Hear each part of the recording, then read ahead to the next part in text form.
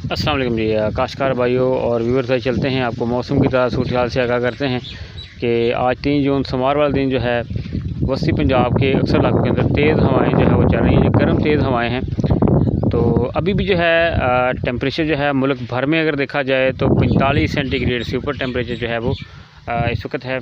दोपहर के वक्त गर्म हवाएं और गर्म लू चलने की जो है वो शिद्दत होती है, जिससे गर्मी का जो है वो ज़ोर ज़्यादा हो जाता है। तो आप देख स्क्रीन के ऊपर इस वक्त तेज़ हवाएं चल रही हैं। तो अभी आपको पता चलने कि फिर वक्त जो है अभी मौसम जो है आइंदा 2 से 3 दिन जो है वो इसी तरह से रहने वाला है। तो 4 तारीख के बाद एक हल्का बारिशी सिलसिला जो है वो 7 तारीख तक जो है वो वस्ती पंजाब और बलाई पंजाब में जो है वो हिट करेगा। जनूबी पंजाब तक वहाँ पर बारिशों के इम्कानात हैं। तो ये सूरत हाल है जी। आप सूर्य को स्क्रीन के ऊपर देख सकते हैं। तो आप आंख भर के सूर्य को नहीं देख सकते, इतनी ज़्यादा गर्मी है। तो कोशिश करें कि दोपहर के वक्त सुबह 10 से 4 बजे तक जो सफ़र से एहतियात